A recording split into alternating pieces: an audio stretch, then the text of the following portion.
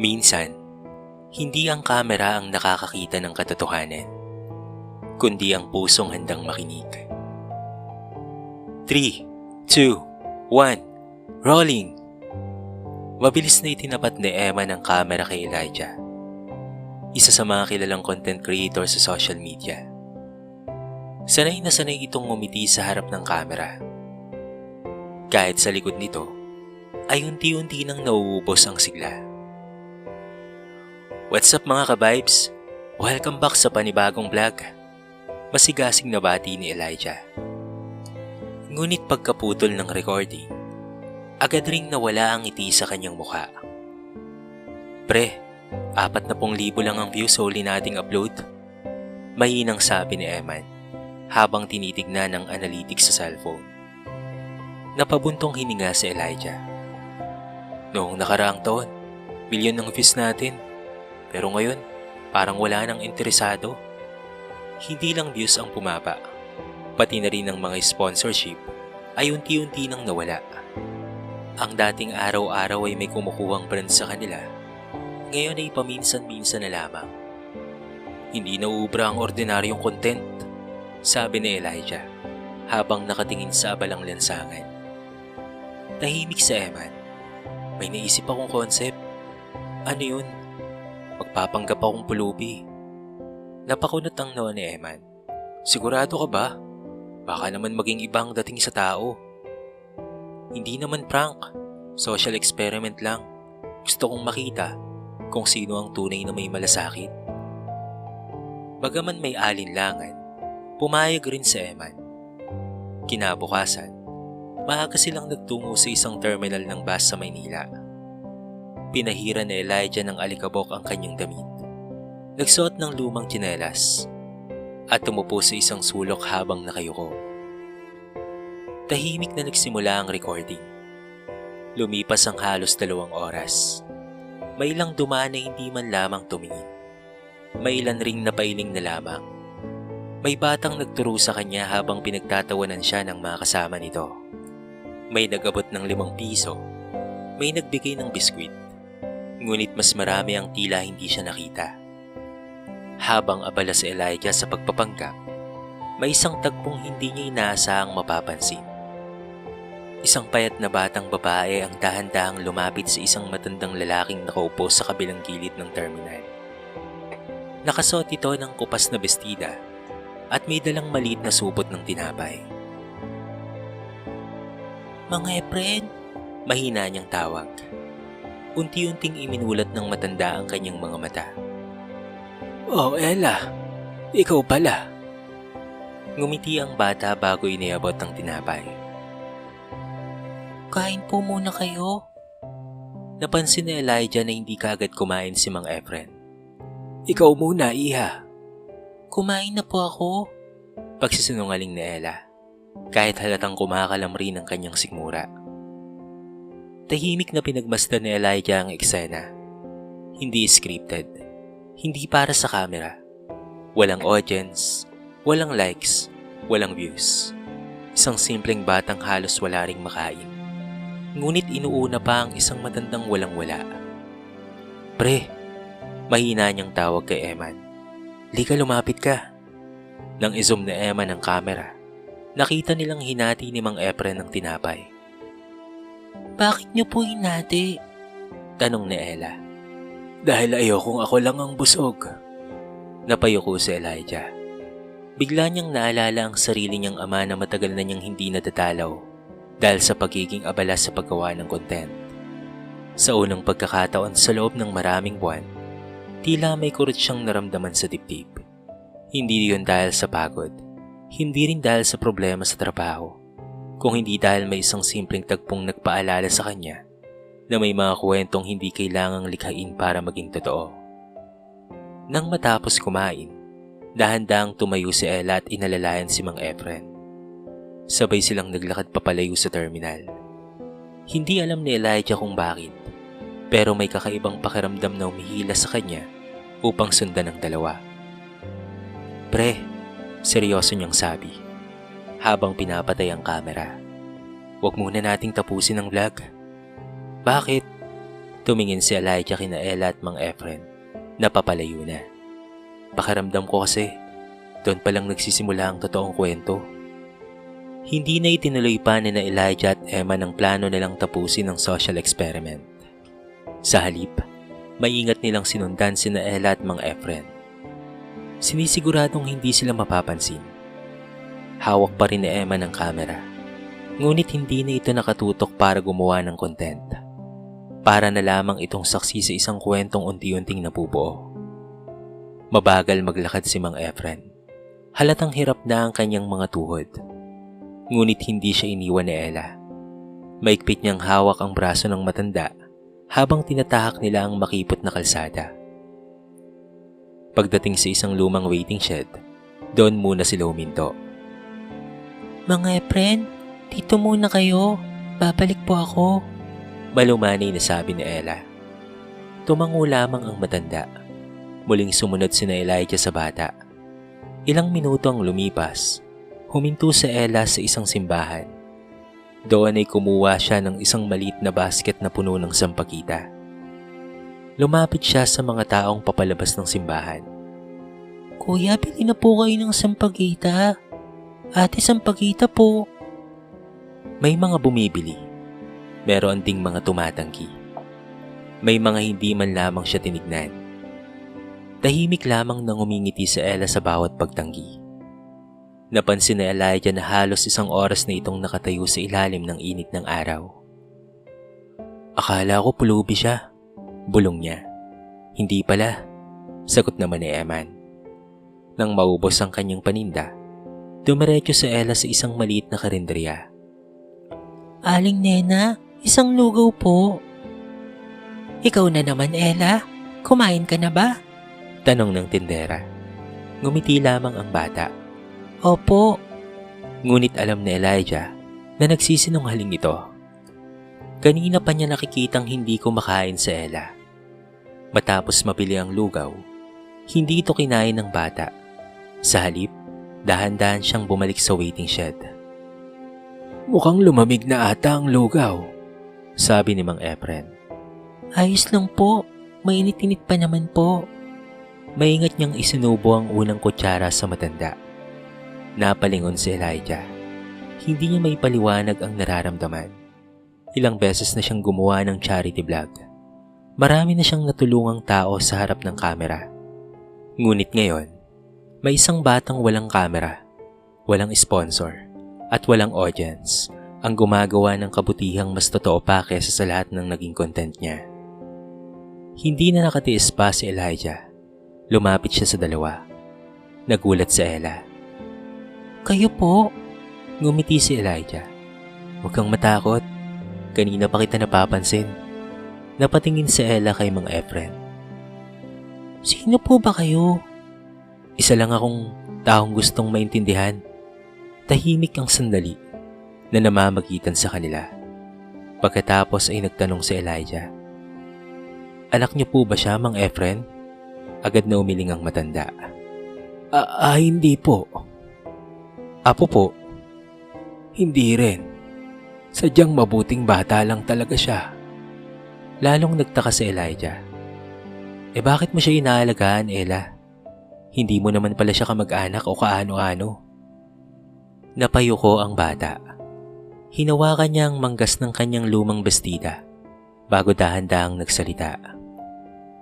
Noong namatay po ang tatay ko, pakiramdam ko po mag-isa na lang po kami ni Mama. Isang araw, nakita ko po si Mang Efren na nakaupo rito. Umiiyak siya habang yakap ang lumang litrato. Tinanong ko po siya kung bakit. Sabi niya wala na raw siyang pamilya. Saglit na napahinto sa Ella.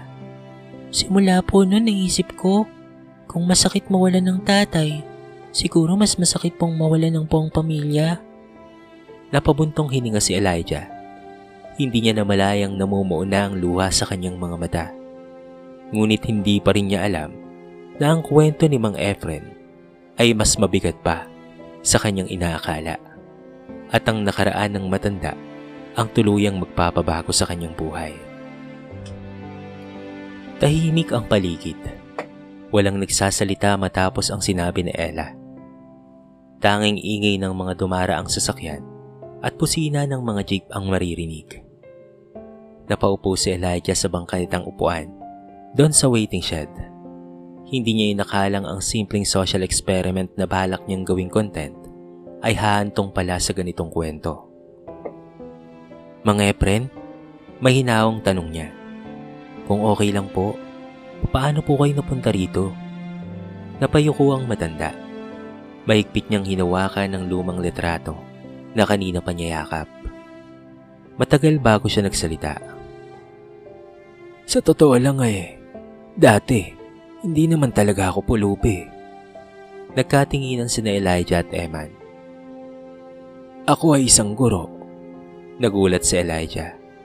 25 taon na akong nagturo sa pampublikong paaralan. Hindi man kalakihan ng sahod pero sapat yun para mabuhay kaming mag-anak. Napangiti si Mang Efren habang nakatingin sa litrato. Ito ang asawa kong si Linda. At ito naman ang anak naming si Marco. Dahan-dahan niyang hinaplos ang kupas na larawan. Sila ang mundo ko. Unti-unting bumigat ang kanyang tinig. Pero isang araw, habang pauwi sila galing probinsya, naaksidente ang sinasakyan nilang bus. Napapikit siya. Ako na lang ang naiwan. Tahimik na napaluha si Ella. Ilang beses niya nang narinig ang kwentong iyon. Ngunit bawat pagkakataon ay sariwa pa rin ang sakit. Pagkatapos noon, pagpapatuloy ni Mang Efren, wala na akong ganang mabuhay pa. Pumasok pa rin ako sa paaralan, pero wala na ang dating sigla ko. Makalipas ang ilang taon, nagretiro siya. Ang maliit niyang naipon at ang lupang minana sa kanyang mga magulang ang inaasahan niyang magiging kasama sa pagtanda. Ngunit hindi pala roon magtatapos ang kanyang pagsubok. May pamangkin akong pinagkatiwalaan. Napabuntong hininga siya. Siya ang tumulong sa mga papeles. Hindi ko alam. Inililipat na pala niya ang ari-arian sa pangalan niya. Hindi marunong sa batas si Mang Efren. Dahil sa sobrang tiwala, pumirma siya sa mga dokumentong hindi niya lubos na naiintindihan. Nang malaman ko ang totoo, huli na ang lahat. Sinubukan niyang lumaban, ngunit wala siyang sapat na pera para kumuha ng abogado. Unti-unti niyang naibenta ang natitira niyang gamit para lamang siya ay mabuhay. Hanggang sa dumating ang araw na wala na siyang bahay. Wala na ring kumupkop sa kanya. Napunta siya sa lansangan. Hindi ako nagalit sa Diyos, mahina niyang sabi. Nagtataka lang talaga ako kung bakit kailangan kong maranasan ang lahat ng ito. Tahimik ang lahat, maging si Emma na hindi na ibinababa ang kamera. Hindi na ito simpleng recording. Isa na itong testamento ng buhay ng isang taong matagal nang hindi pinapakinggan. Biglang ngumiti si Mang Efren at tumingin kay Ella. Pero ipinadala niya ang batang ito. Salamat sa Diyos. Hinawakan niya ang maliit na kamay ni Ella. Araw-araw niya akong kinakamusta. Kapag may pagkain siya, hinahati niya sa akin. Kapag umuulan, pinapayungan niya ako. Nanginginid ang luha ni Elijah. Mang Efren, ano po ang pinakakailangan niyo ngayon? Napangiti ang matanda. Hindi ako nagugutom sa pagkain. Sandaling tumigil ang kanyang boses. Nagugutom ako sa pakiramdam na may nakakaalala pa sa akin. Parang may tumusok sa puso ni Elijah. Bigla niyang naalala ang sarili niyang ama na ilang buwan na niyang hindi nadadalaw dahil sa kakahabol ng views, sponsorships at kasikatan. Unti-unti niyang ibinaba ang tingin. Sa sandaling iyon, naunawaan niyang may mga kwentong hindi dapat gawing content lang. May mga kwentong dapat maging dahilan para magbago ang isang tao. At sa isip ni Elijah, isang desisyon ang unti-unting nabubuo. Isang desisyong babago hindi lamang sa buhay ni Mang Efren at Ella, kung hindi pati na rin sa direksyon ng sarili niyang buhay. Hindi nakatulog si Elijah ng gabing iyon. Paulit-ulit na naglalaro sa kanyang isipan ang mga salitang binitawan ni Mang Efren. Hindi ako nagugutom sa pagkain. Nagugutom ako sa pakiramdam na may makakaalala pa sa akin. Ngayon lamang niya napagtanto na sa ilang taong paggawa niya ng content, mas naging mahalaga sa kanya ang bilang ng views kesa sa tunay na kwento ng mga taong nasa harapan niya. Kinabukasan, nagkita sila ni Eman sa kanilang maliit na editing studio. Pre, i-edit ko pa ba yung social experiment? Tanong ni Eman habang binubuksan ang laptop. Umiling si Elijah. Hindi. Napatingin si Eman. Hindi natin ilalabas yon. Pero bakit? Kung ilalabas natin ang video, parang ginawa lang nating props si Mang Efren at pati na rin si Ella. Tahimik si Eman. Alam niyang tama ang kanyang kaibigan. May gusto akong gawin. Ano? Gagawa tayo ng dokumentaryo. Hindi prank, hindi challenge, hindi social experiment, kung hindi isang totoong kwento ng buhay ni Mang Efren at Ella. Sa mga sumunod na araw, paulit-ulit nilang binisita ang dalawa. Hindi sila nagdadala ng kamera sa umpisa. Mas sinuuna nilang makuha ang tiwala ng magkaibigan. Nagdala sila ng pagkain, mga damit, gamot para kay Mang Efren. Ngunit higit sa lahat, nagdala sila ng oras. Unti-unting naging komportable sina Ella at Mang Efren sa kanila. Nang maramdaman nilang handa na ang dalawa, saka lamang sila nagsimulang mag-record. Walang script, walang paulit-ulit na eksena. Kung ano ang tunay na nangyayari, yun lamang ang kinukunan nila. Ikinuwento ni Ella ang kanyang mga pangarap. Gusto ko pong maging nurse palang araw. Ayokong maranasan ng ibang bata na mawalan ng magulang dahil walang pambili ng gamot. Tahimik na nakinig si Elijah. Samantala, ibinahagi rin ni Mang Efren ang kanyang buhay bilang guro. Hindi ko akalaing may makikinig pa pala sa kwento ko. Pagkatapos ng ilang linggong pag-i-edit, natapos ang video. Hindi ito nilagyan ng nakakaagaw pansing title. Simple lamang, si Mang Efren at ang batang hindi siya iniwan. Bago pindutin ang upload button, napatingin sa Eman kay Elijah. Sigurado ko ba? Baka hindi ito mag-viral ha? Ngumiti si Elijah. Kung may mababago itong kahit isang buhay, sapat na sa akin yon. Ilang oras matapos ang upload ng video, tahimik pa rin ang lahat. Ngunit pagsapit ng gabi, nagsimula itong kumalat. Sunod-sunod ang mga komento. May umiiyak, may gustong tumulong, may nag-alok ng wheelchair. May doktor na nagboluntaryong magtingin kay Mang Efren. May negosyanteng nangakong sasagutin ang pag-aaral ni Ella. Sa loob lamang ng 3 araw, milyon-milyon ang nanood ng dokumentaryo. Ngunit sa pagkakataong ito, hindi na mahalaga kay Elijah ang bilang ng views. Mas mahalaga ang mga buhay na unti-unting nababago. Habang binabasa niya ang mga mensahe ng mga taong naantig sa kwento, may isang notification ang biglang lumabas sa kanyang email. Kailangan ko kayong makausap patungkol kay Mang Efren. Napakunot ang noo niya. Ang nagpadala ay isang babaeng nagngangalang Olivia. Sa mensahe nito ay nakasad ang isang linyang nagpabilis ng tibok ng kanyang puso. Kung ang Mang Efren sa video ay si Efren Villanueva, naniniwala akong matagal ko na siyang hinahanap at may katotohanang kailangan niyang malaman bago pa mahuli ang lahat. Hindi alam ni Elijah kung ano ang ibig sabihin nito. Ngunit pakiramdam niya, ang kwentong akala nilang tapos na ay nagsisimula pa lamang pala sa pinakamahalagang kabanata nito. Halos hindi mapakali si Elijah matapos mabasa ang email. Kinabukasan, nakipagkita siya kay Olivia sa isang maliit na coffee shop. Kasama niya si Eman, dala ang laptop na naglalaman ng dokumentaryo patungkol kay Mang Efren.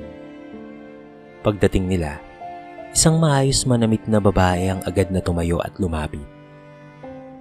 Ikaw ba si Elijah? Tanong nito. Opo. Ako naman si Olivia. Napansin ni Elijah ang nanginginig nitong mga kamay habang inilalapag ang isang lumang larawan sa mesa. Nang tingnan niya iyon, nakita niya ang isang grupo ng mga estudyante na nakapaligid sa isang lalaking nakangiti. Hindi siya nagkamali. Si Mang Efren iyon, ngunit mas bata pa. Naging guro ko siya noong high school, mahinang sabi ni Olivia habang pinipigilan ng pagluha. Kung hindi dahil sa kanya, hindi ako makakapagtapos ng pag-aaral. Ikinuwento ni Olivia na lumaki siyang mahirap. Madalas siyang lumiban sa klase dahil wala siyang baon at halos mawalan siya ng pag-asang makapagtapos. Isang araw, tinawag ako ni Sir Efren sa faculty room. Akala niya ay papagalitan siya, ngunit sa halip, inabutan siya ng ilang aklat at isang sobre. Nang buksan ko yun, may pera para sa matrikula ko. Tinanong ko siya kung paano ko siyang mapapayaran. Napangiti si Olivia habang tumutulo ang kanyang luha. Ang sabi lang niya, kapag naging matagumpay na ako, ibang tao naman daw ang tulungan ko. Dahil sa kabutihang iyon, nagsumikap si Olivia hanggang sa maging abogado. Ngunit pagdating ng panahon, nawala na siya ng balita sa dating guro. Hinanap ko siya sa loob ng maraming taon. Pagpapatuloy ni Olivia. Hanggang sa napanood ko ang video niyo. Tahimik na nakinig sina Elijah at Eman. Pagkatapos ay may nilabas si Olivia na isang makapal na folder. May isa pa akong nalaman. Binuksan niya ang mga dokumento. Ilang buwan na akong umahawak sa kaso ng isang lupa na pinagtatalunan ng magkakamag-anak. Napakunot ang noo ni Elijah. Nang makita ko ang buong pangalan ni Mang Efren sa video, kinilabutan ako. Ipinakita niya ang titulo ng lupa. Nakasulat roon ang pangalan ni Efren Villanueva. Ang lupaing ito ay ninakaw sa kanya. Nagulat sina Elijah at Eman. Matagal nang may nakitang irregularidad sa mga dokumentong ginamit sa paglilipat ng titulo. May mga pirma na hindi tugma at may mga papeles na posibleng peke. Huminga ng malalim si Olivia. May sapat na tayong ebidensya para buksan muli ang kaso. Kinabukasan, nagtungo silang tatlo sa waiting shed upang sunduin si Mang Efren. Nang makita siya ni Olivia, hindi niya napigilan ang sarili. Lumuhod siya sa harap ng matanda. Sir Efren? Napatingin si Mang Efren. Saglit siyang napatitig bago unti-unting lumawak ang kanyang mga mata. Olivia? Ikaw na ba yan? Tumango ang babae habang umiiyak. Maigpit niyang hinawakan ang mga kamay ng dati niyang guro. Pasensya na po. Ngayon lang po kita nahanap. Tahimik na napaluha si Mang Efren. Hindi niya akalaing ang isang estudyanteng minsan niyang tinulungan ay siya palang magiging daan upang maibalik ang kanyang pangalan, ang kanyang dangal, at ang hustisyang matagal na niyang ipinagdarasal.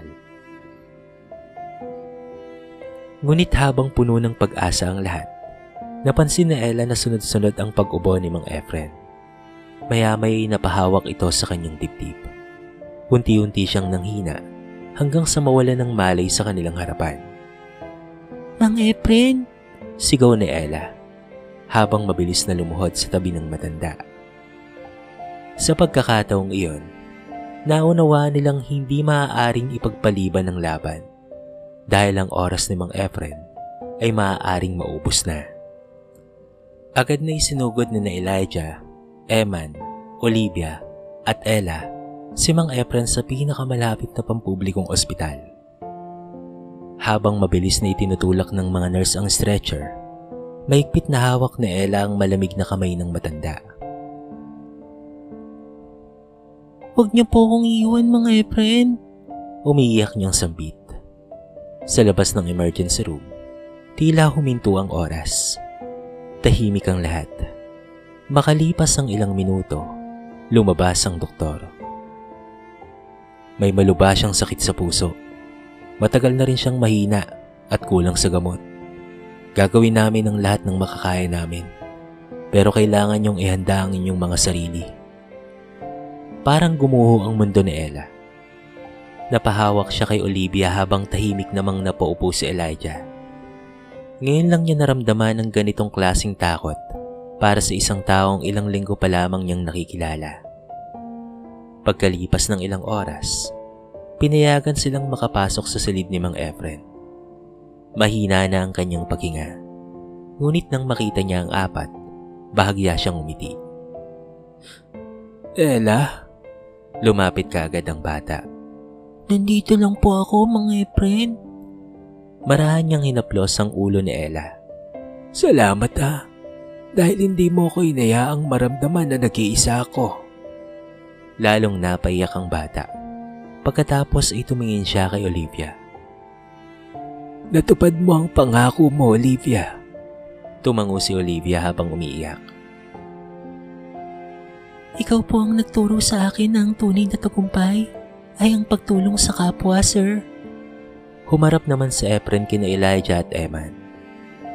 Noong una, akala ko ay kinukuhanan niyo ako para pagtawanan. Napayuko si Elijah. Pasensya na po, Mang Efren.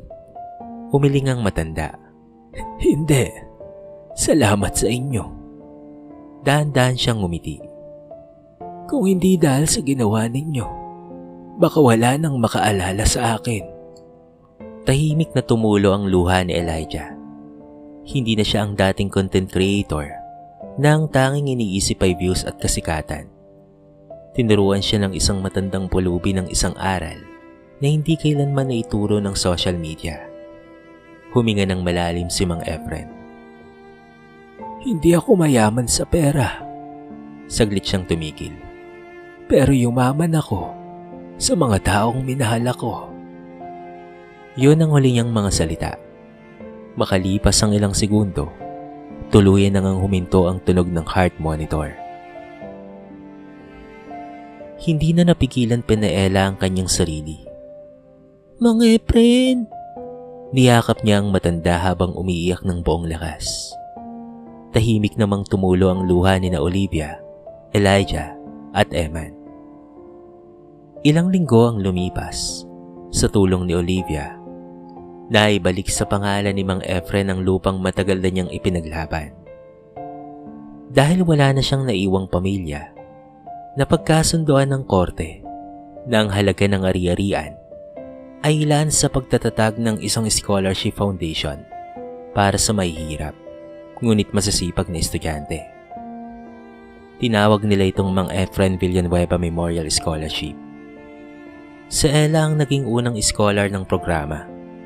Unti-unti ring gumaling ang kanyang ina dahil sa tulong ng mga taong naantig sa kanilang kwento.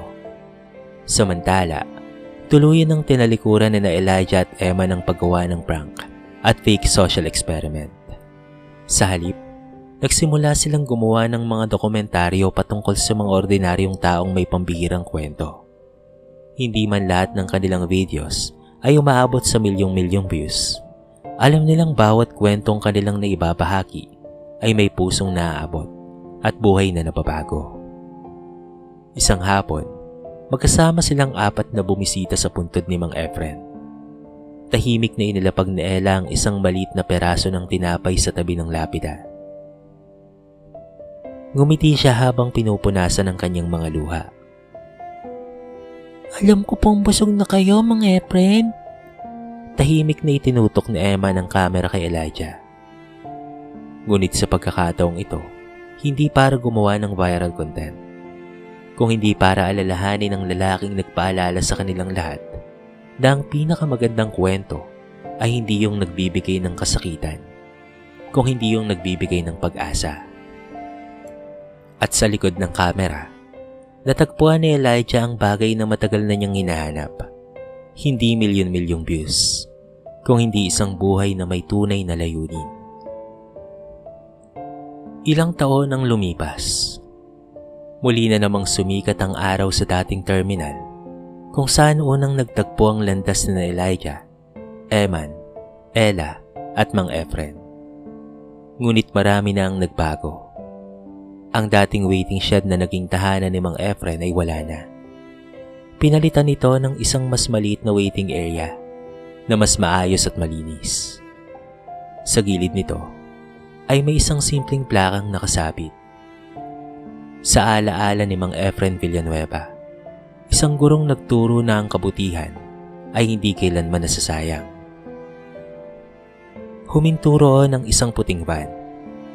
Isa-isang bumaba sina Elijah, Eman, Olivia, at isang dalagang nakasuot ng puting uniforme. Si Ella. Hindi na siya ang payat at mahiyain noong bata na nagtitinda ng sampagita. Isa na siyang fourth-year nursing student at kabilang sa mga nangungunang estudyante sa kanilang universidad. Pitpit niya ang isang maliit na bouquet ng sampagita. Lumapit siya sa plaka at marahang inilapag ang mga bulaklak. Natupad ko na po ang pangarap ko, Mang Efren. Nakangiti niyang bulong. Konting tiis na lang po. Magiging nurse na rin po ako. Napangiti si na Olivia at pati na rin si Elijah habang pinagmamasdan ng dalaga. Samantala, ang Mang Efren Villanueva Memorial Scholarship ay nakapagpaaral na ng mahigit 50 kabataan na kapuspalad.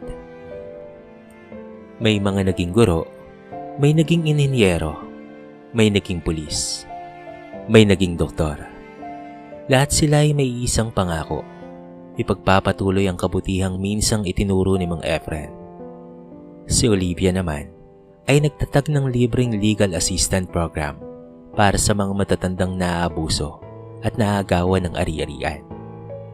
Sa bawat kasong kanyang pinapanalo, lagi niyang naaalala ang gurong unang naniwala sa kanya. Samantala, tuluyan ang nagbago ang buhay ni Elijah at Eman. Hindi na sila kilala bilang prank vlogger. Mas nakilala sila bilang mga tagapagkwento ng mga ordinaryong Pilipinong may pambihirang buhay. Marami sa kanilang mga dokumentaryo ang ginamit sa mga paaralan at seminar bilang inspirasyon. Ngunit sa lahat ng kanilang nagawa, isa pa rin ang pinakamahalaga sa kanila, ang kwento ni Mang Efren. Habang papalubog ang araw, inilabas na Emma ng kamera. Ready? Nakangiti niyang tanong. Ngumiti rin si Elijah. Huling record na ito para kay Mang Efren. Pinindot ang record. Humarap si Elijah sa kamera. Kung may natutunan man ako sa paglalakbay na ito, yan ay ang katotohanang hindi natin kailangang maging mayaman para makapag-iwan ng kayamanan. Si Mang Efren ay namatay na walang malaking bahay, walang mamahaling sasakyan, at walang milyon sa bangko. Pero iniwan niya ang pinakamahalagang pamana, ang kabutihang patuloy na nabubuhay sa puso ng mga taong kanyang tinulungan. Tahimik siyang tumingin sa plaka. At si Ella, ang batang minsang nagbahagi ng kalahating tinapay sa isang estranghero, ang siyang naging simula ng pagbabago ng napakaraming buhay. Pinatay ni Emma ng kamera. Sa pagkakataong iyon, wala nang naghihintay na likes, views o sponsorships. Dahil alam nilang ang pinakamagandang kwento ay hindi nasusukat sa dami ng nanonood. Nasusukat ito sa dami ng taong natutong magmahal, tumulong, at maniwalang may pag-asa pa. Ang kabutihang ginagawa ng buwal sa puso ay maaaring magbago ng isang buhay. At ang isang nabagong buhay ay maaaring magbago ng mundo. Dito na po nagtatapos ang ating maiksing kwento sa araw na ito. Sana po ay nagustuhan nyo. At sana po ay kinapulutan nyo ng maraming aral. Kayo mga kabarangay, ano ang masasabi nyo sa ating kwento? I-comment nyo naman po sa baba ang inyong mga reaksyon at babasahin natin ang lahat ng yan. I-comment nyo na rin kung taga saan kayo para naman malaman ko kung hanggang saan nakaabot ang video na ito. Paki-like and share na rin po ang ating kwento para mapakinggan rin ng iba. At kung bago ka pa lamang sa ating channel, baka naman pwedeng pakihit ang subscribe button at bell notification button para palagi kang updated sa mga bago nating upload na katulad nito. So paano mga kabarangay? Hanggang sa muli, thank you so much and peace out.